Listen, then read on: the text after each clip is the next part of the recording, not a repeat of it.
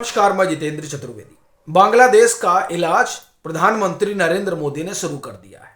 अब सवाल उठता है कि क्या हो रहा है। तो इस बाबत बीएसएफ और भारतीय सेना दोनों ही एक्टिवेट हो चुकी है। तो बीएसएफ क्या कुछ कर रहा है उसको जानेंगे, भारतीय सेना किस तरह से आगे बढ़ रही है उसको समझेंगे। साथ ही साथ इस पर भी बात होगी कि जो संसद की एक्सटर्नल अफेयर कमेटी है उसने क्या कुछ कहा है बांग्लादेश को लेकर। लेकिन इन सब पर आए उससे पहले जो कुछ बांग्लादेश के भीतर चल रहा है वह भी जानना बड़ा जरूरी है, क्योंकि वहां पर माहौल जो है वो बहुत खराब हो चुका है। जब हम आपसे बात कर रहे हैं तब यह खबर आई कि जो उस्मान हादी है वो तो नहीं रहा, और उसके बाद बांग्लादेश के भीतर हिंसा भड़क गई है और उस हिंसा में अखबार के दफ्तर तक नहीं छोड़े जा रहे हैं। कई नामचीन अखबारों के दफ्तर पर हमला किया जा चुका है और कई पत्रकारों को निशाना बनाया जा चुका है। ये उस सरकार के दौर में हो रहा है जिसके ऊपर यह जिम्मेदारी थी कि वो बांग्लादेश में लोकतंत्र की बहाली करेंगे। एक और दूसरा, जिनको इसलिए बिठाया गया था क्योंकि जो शेख हसीना की सरकार थी वो सरकार बांग्लादेश में चल रही गतिविधियों को संभाल नहीं पा रही थी, तो इनको संभालने के लिए बिठाया गया था। लेकिन ये क्या कर रहे हैं, ये दरअसल कुर्सी पर बने रहने के लिए पुरजोर कवायद कर रहे हैं, और उसी कवायद का हिस्सा है बांग्लादेश में जो आग भड़की है। वो कायदे से अगस्त 2024 में इनको बिठाया गया था, जनवरी 2025 तक इनको चुनाव करा देना था, लेकिन नहीं, यूनुस कसकर कुर्सी को पकड़े हुए हैं। और ये जो कुछ बांग्लादेश में हो रहा है वो दरअसल एक सोची समझी रणनीति का हिस्सा है, और ये रणनीति उन लोगों की है जो बांग्लादेश के जरिए भारत में अराजकता फैलाना चाहते हैं और नरेंद्र मोदी की अगुवाई वाली सरकार को गिराना चाहते हैं। इसीलिए यहां यानी बांग्लादेश में तमाम कोशिशों के बावजूद चुनाव होगा ये अब नामुमकिन लग रहा है। और दूसरी चीज, अगर चुनाव ये करा भी लेते हैं तो न खालिदा जिया की पार्टी यहां कुछ कर पाएगी, और आवामी लीग तो पहले से ही प्रतिबंधित है। क्योंकि यूनुस को यह पता था कि अगर हम आवामी लीग को चुनाव नहीं लड़ने देंगे तो आवामी लीग का जो समर्थक है वो बीएनपी यानी खालिदा जिया की पार्टी के साथ चला जाएगा, तो किसी भी परिस्थिति में यूनुस के पास सत्ता नहीं रहेगी। और जब यूनुस के पास सत्ता नहीं रहेगी तो जिस तरह से अभी बांग्लादेश पाकिस्तान के हाथ की कठपुतली बना हुआ है वो परिस्थितियां पाकिस्तान के लिए मुफीद नहीं रहेंगी। सो पाकिस्तान, आईएसआई और यूनुस ने मिलकर एक बढ़िया जो है योजना तैयार की, और उस योजना के तहत बांग्लादेश के भीतर उन कट्टरपंथियों को प्रश्रय दिया गया जिनका एजेंडा ही भारत विरोध है। तो उसमें तमाम सारे आतंकी छोड़े गए, कट्टरपंथी बाहर निकल कर आए, कई जो तंजीमें शेख हसीना के दौर में प्रतिबंधित थी उनको खुला छोड़ दिया गया। और सबसे बड़ी चीज, परेश बरुआ ढाका में पाए जा रहे हैं। अब इन लोगों को ढाका में क्यों बिठाया जा रहा है? जाहिर सी बात है, भारत विरोध की जो बयार है वो सिर्फ पाकिस्तान में थोड़े चलेगी, वो बांग्लादेश में भी चलानी है।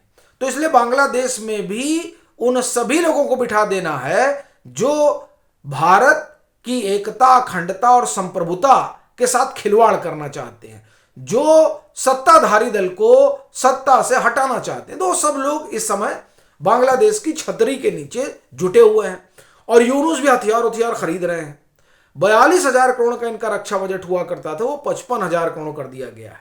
टाइफून खरीद रहे हैं, टैंक खरीद रहे हैं, और इनकी मदद के लिए चीन बाकायदे बांग्लादेश में अपना मिलिट्री बेस खोल रहा है। वो कहने के लिए अस्पताल है, वो असल में मिलिट्री बेस है। लाल मुनीर हाट पर जो है पूरा रडार लगा दिया जा रहा है। ये पूरी तैयारी चल रही है कि यूनुस को टिका कर यहां रखना है, और फिर बांग्लादेश से, चूंकि बांग्लादेश की जो सीमा है वो भारत से मिलती है, ये सबको पता है।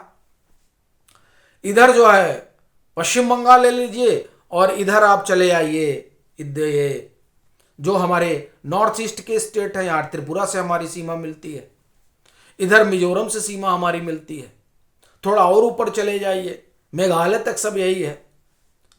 तो ये स्थिति है साहब। इसी स्थिति का लाभ उठाने के लिए तमाम लोग जो भारत और उसके अगुआ को पसंद नहीं करते हैं, उनको लग रहा है कि साहब यहां से कुछ कुछ किया जाएगा। तो इसलिए अब यूनुस की सत्ता कहीं ना जाने पाए उसकी पूरी व्यवस्था हो रही है। ये जो हिंसा भड़की है ये असल में भड़काई गई है। और कई एक लोगों का ये भी मानना है कि जो उस्मान हादी को मारा गया है ये दरअसल प्लान था उन लोगों का जो ये चाहते ही नहीं है कि वहां चुनाव हो और वहां पर यूनुस की सरकार बनी रहे, यूनुस ही कुर्सी पर बैठे रहे। क्योंकि जब यूनुस रहेंगे तभी जैसा यूएस चाहेगा वैसा होगा, पाकिस्तान जैसा चाहेगा वैसा होगा, चीन, टर्की, जो भी लोग भी जैसा चाहेंगे वैसा होगा। क्योंकि यूनुस तो उनके कृपा पात्र हैं, तभी कुर्सी मिली हुई, नहीं चुनाव हो जाता कुर्सी से तुरंत भागना पड़ जाता। तो ये जो परिस्थितियां बांग्लादेश के भीतर हैं वो सीधे तौर पर भारत के खिलाफ है। क्योंकि अगर वहां कट्टरपंथ फल फूल रहा और जो पूरा दिखाई दे रहा है जिस तरीके से भारतीय दूतावास पर हमला हो गया, तो उससे इतना तो स्पष्ट है कि वहां पर भारत विरोध की लौ को भड़काया जा रहा है। कुछ हद तक विरोध है भी और कुछ को वो बढ़ा रहे हैं। अब ऐसी परिस्थिति में भारत को अपनी सीमा सुरक्षित रखनी है और आने वाली चुनौतियों से अपने आप को तैयार रखना है। क्योंकि देखिए यूनुस जो है वो हथियारों की सिर्फ खरीद फरोख्त नहीं कर रहे हैं, उनकी अपनी जो सेना है उसका प्रशिक्षण वगैरह भी व्यवस्था कर रहे हैं और तमाम जगह से वहां पर हथियार भी आ रहे हैं। ये बात किसी से छिपी नहीं है। तो ऐसी परिस्थिति को देखते हुए सरकार ने तैयारी शुरू कर दी है। अच्छा, इसी बीच क्या हुआ कि जो एक्सटर्नल अफेयर कमेटी है जिसके अध्यक्ष शशिर थरूर हैं, वो रिपोर्ट आई। उस रिपोर्ट में कहा गया कि साहब बांग्लादेश हमारे लिए बहुत भारी थ्रेट है और चीन और ये पाकिस्तान बांग्लादेश को प्रॉक्सी बनाकर भारत के खिलाफ बड़ी भारी साजिश कर रहे हैं। तो जाहिर सी बात है कि फिर तो भारत को हित एक तरह से कहा जाए कि 24/7 तैयार रहना पड़ेगा। तो इसी वजह से सेना और बीएसएफ दोनों जो है वो लग गए हैं भारत की सीमाओं को सुरक्षित करने के लिए जो बांग्लादेश से लगी हुई हैं और साथ ही साथ किसी भी स्थिति से निपटने के लिए। तो उसी के मद्देनजर जो है घेराबंदी शुरू की गई है। यानी हम अपनी सीमा जब सुरक्षित करेंगे तो हम यहां पर जो है सेना भी लगाएंगे, यहां पर टैंक टुंग भी लगाएंगे। तो वो एक तरह से आप कहें कि अब घेराबंदी है। क्योंकि यूनुस के आने के बाद उस तरह के तो संबंध रहे नहीं। पहले हमको सिलीगुड़ी कॉरिडोर में या फिर नॉर्थ ईस्ट में आप चले आइए, त्रिपुरा, मिजोरम, मेघालय, वहां पर हमको इस तरह की तैनाती नहीं चाहिए होती थी। क्यों? क्योंकि हम तो बांग्लादेश को मित्र मानते थे। अभी जो इसके नौसेना के प्रमुख हैं उन्होंने भी पीछे भी 15-20 दिन पहले उनका बयान आया था कि हम तो मित्र की तरह देखते हैं बांग्लादेश को, लेकिन समस्या यह है कि बांग्लादेश हमें शत्रु की तरह देखता है। तो अब जो हमको एनिमी की तरह देखता है तो हमें एनिमी से बचने के लिए पूरी मुस्तैद व्यवस्था करनी होगी, नहीं तो मामला गड़बड़ हो जाएगा। तो उसी व्यवस्था के तहत जो बांग्लादेश का जिसको नेक कहा जाता है उसकी घेराबंदी शुरू हो गई है। देखिए एक तो हो चुकी है, ये जो सिलीगुड़ी कॉरिडोर है, यहां देखिए पश्चिम बंगाल, बिहार, असम में एक गैरिसन बनाया गया है, यानी तीनों तरफ। साथ ही साथ भूटान से बातचीत करके हम लोग रेल लिंक जो है स्थापित कर रहे हैं। और वो इसलिए ताकि जो है रसद वगैरह की अगर ऐसी परिस्थितियां आती हैं जिसमें हमको युद्ध करना पड़ जाए तो हमारे पास सब कुछ उपलब्ध रहे। हालांकि युद्ध जैसी स्थिति में तो बांग्लादेश है नहीं, लेकिन फिर भी अगर वो हिम्मत और हिमाकत करता है तो हमें ज़्यादा कोई समस्या नहीं होने वाली। तो बड़ी चीज़ ये है कि ये जो 3 बने हैं इसके अलावा एक और बनने जा रहा है मिजोरम में, और इसके लिए बाकायदे ईस्टर्न कमांड के जो सीजीओ हैं, नहीं सीजीओ नहीं जीसीओ माफ करिएगा, जीओसी लेफ्टिनेंट जनरल, देखिए इनका नाम है आरसी तिवारी, इन्होंने दौरा किया परवा और सिलसुरी का मिजोरम में। और ये तय करना है कि इसमें से कहाँ पर हमको अपना चौथा गैरिसन बनाना है। और ये जो गैरिसन बनने वाला है, इसकी दूरी चिटगांव और कॉकस बाजार से ज़्यादा नहीं है। अब ये देखिए, चिटगांव भी इनका बड़ा स्ट्रेटेजिकल जो है पोर्ट है बांग्लादेश का, और कॉकस बाजार में तो बाकायदे जो है वो इन लोगों की ट्रेनिंग चल रही है, जो यहाँ पर अमेरिका कर रहा है। तो इससे ज़्यादा दूरी पर वो नहीं है, बमुश्किल बताया जा रहा है कि 50-60 किलोमीटर की दूरी होगी। इसके अलावा काम जो बीएसएफ को सौंपा गया है, देखिए बीएसएफ क्या कर रहा है। BSF also has long term plans to build several inland defensive structure including bunkers, ring bund or temporary or permanent artificial embankment, blast proof shelters. यानी बीएसएफ भी पूरी तैयारी में है। अभी बताइए, ये ब्लास्ट प्रूफ बंकर बना रहे हैं, तो इसका मतलब ये हो गया कि हम पूरी युद्ध वाली तैयारी में आ चुके हैं।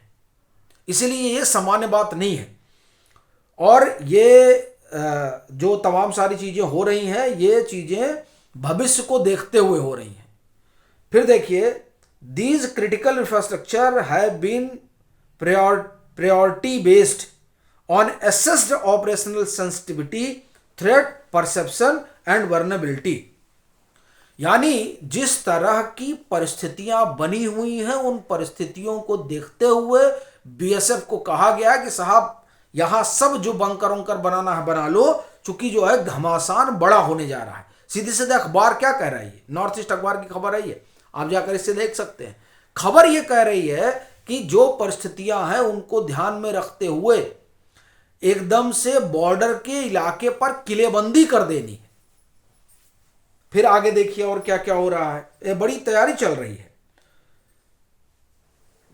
अब ये तो देखिए 45 बंकर बनने हैं, ठीक है, और 45 बंकर, उसके साथ ही साथ जो है तमाम सारी चीजें यहां पर लगाई जानी है। इसके लिए 3 जगह जो है वो चिन्हित कर ली गई है, जिसमें चाचर और मिजोरम फ्रंटियर है।